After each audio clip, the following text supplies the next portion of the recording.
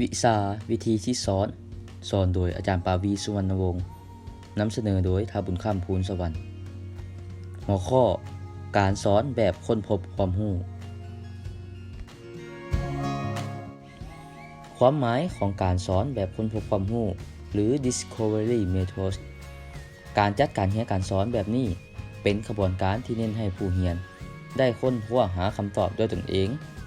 โดยความรู้ที่นักเรียนได้ค้นมานั้น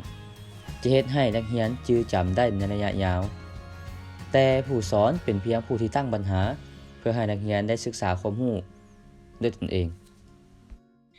การสอนแบบนี้แบ่งออกเป็น5ขั้นตอนคือขั้นตอนที่1คือขั้นนำเข้าสู่บทเรียนผู้สอนจะกระตุ้นให้นักเรียนมีความสนใจต่อกับบทเรียนที่จะศึกษาค้นคว้านั้นหมายความว่าผู้สอนจะใช้วิธีการยกตัวอย่างการเล่าเหตุการณ์เล่าเรื่องต่างๆให้นักเรียนเกิดมีข้อคิดข้อสงสัยจากปรากฏการณ์ที่เกิดขึ้นตามภัยธรรมชาติปรากฏการณ์ต่างๆที่ครูจะเอามาเว้านั้นซึ่งจะเป็นปรากฏการณ์ที่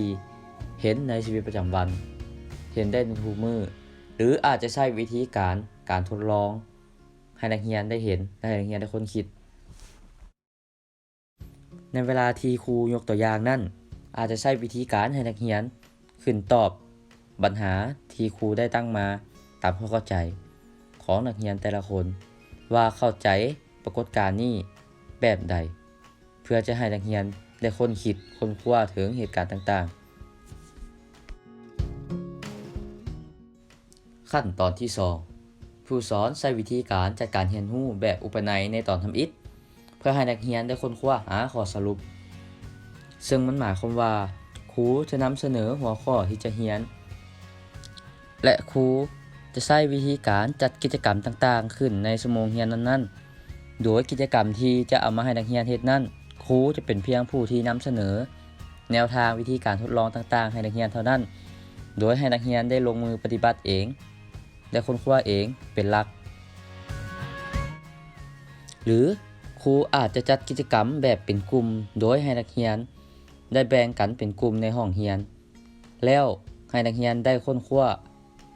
ได้ปรึกษาหารือกันภายในกลุ่มเพื่อจะนำเสนอบทสรุปต่างๆให้ครูและนักเรียนกลุ่มอื่นได้เข้าใจร่วมกันหลังจากแบ่งกลุ่มแล้วครูหรือผู้สอนจะย้ายใบกิจกรรมให้แต่ละกลุ่มเพื่อให้แต่ละกลุ่มได้อ่านได้ศึกษาเพื่อที่จะทดลองเพื่อที่จะค้นคว้าหาบทเรียนที่ครูได้นำเสนอในชั่วโมงนั้นจากนั้นครูจะเป็นผู้ที่ชี้แนะแนวทางให้นักเรียนได้ศึกษาค้นคว้าวิธีการทดลองแต่ละกิจกรรมเพื่อให้นักเรียนได้เข้าใจและทดลองได้อย่างถูกวิธีและตามเป้าหมายที่ครูได้ตั้งเป้าไว้หลังจากครูได้ชี้แนะแนวทางแล้วก็ให้นักเรียนได้ค้นคว้าด้วยตนเองได้ทดลองด้วยตนเองโดยให้สมาชิกภายในกลุ่มได้ปรึกษาหารือหาคำตอบแล้วบันทึกใส่ใบกิจกรรมที่ครูย้ายให้และผู้สอนจะติดตามนักเรียนทดลองอย่างใกล้ชิดและคอยให้คำแนะนำให้แนวคิดทิศทางแก่นักเรียนเพื่อให้นักเรียนได้ค้นคว้าและเพื่อสังเกตประเมินการประพฤติของนักเรียนแต่ละกลุ่ม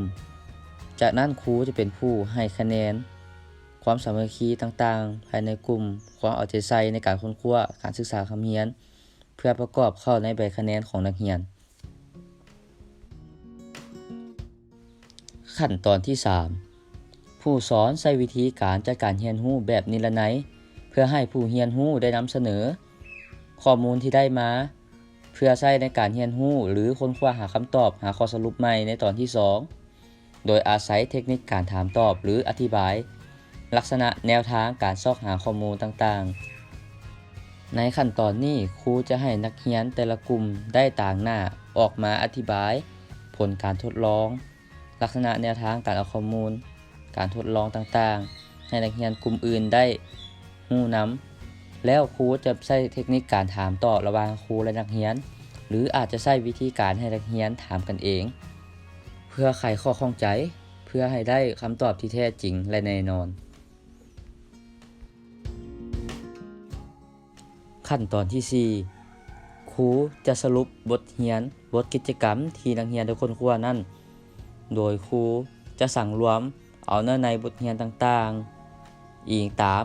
การทดลองของนักเรียนร่วมกับผู้เรียนเพื่อหาข้อสรุปของกิจกรรมนั้นเพื่อให้นักเรียนได้เข้าใจเกี่ยวกับบทเรียนได้อย่างลึกซึ้ง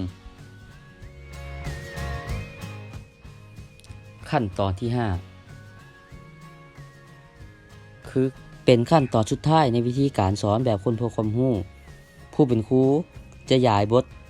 ทดสอบให้นักเรียนหรือบทฝึกหัดให้นักเรียนได้ลองแก้แล้วส่งครูเพื่อเก็บเป็นคะแนนสอบเส็งหรือกวดการน้อยเพื่อประเมินและเพื่อให้นักเรียนได้นำใช้ความรู้ที่ได้ทดลองและได้เรียนมาว่านักเรียนนั้นสามารถแก้บทฝึกหัดได้และรู้แท้หรือบ่เกี่ยวกับบทเรียนที่ได้ทดลองมา